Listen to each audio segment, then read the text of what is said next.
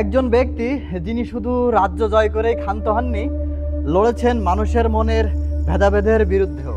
আজ এসেছি বাংলার অন্যতম পরাক্রমশালী রাজা সীতারাম রায়ের রাজ্যে। এটা মাগুরা জেলা শহর থেকে 20 কিলোমিটার দূরে মোহাম্মদপুর উপজেলার প্রাণকেন্দ্রে অবস্থিত।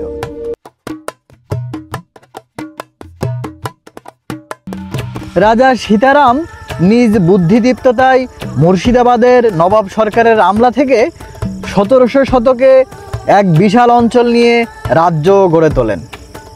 তিনি ধর্ম বর্ণ নির্বিশেষে মানুষের কল্যাণে কাজ করে জনপ্রিয়তা অর্জন করেন।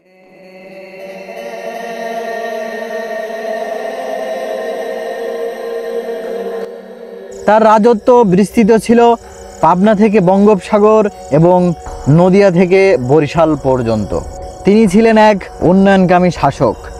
বর্তমান ফরিদপুর জেলার বোয়ালমারী অঞ্চলে এক আধুনিক শহর প্রতিষ্ঠা করেন এবং তার রাজ্যের রাজধানী মোহাম্মদপুরে গড়ে তোলেন সুবিশাল রাজপ্রাসাদ, দুর্গ, কাচারিবাড়ি, মন্দির ও দিঘি।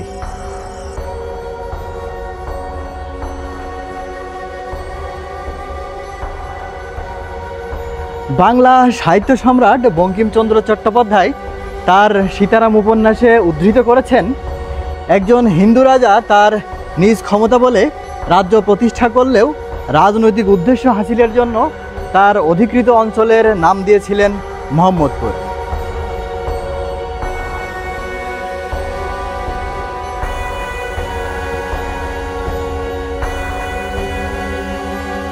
এক সময় এই ধ্বংসস্তূপেই ছিল রাজকীয় জৌলুস।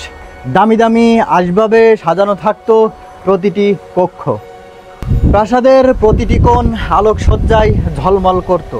হাজারো সৈন্য কর্মচারীদের পদচারণায় মুখর ছিল এই রাজসভা।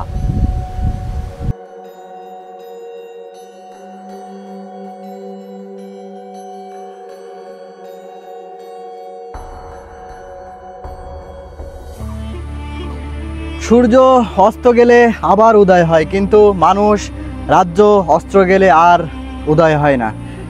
ঠিক তেমনি পরাক্রমশালী রাজা সীতারামের রাজ্য কালের গহ্বরে হারিয়ে গেছে, রয়ে গেছে তার রাজ্যের ধ্বংসস্তূপ।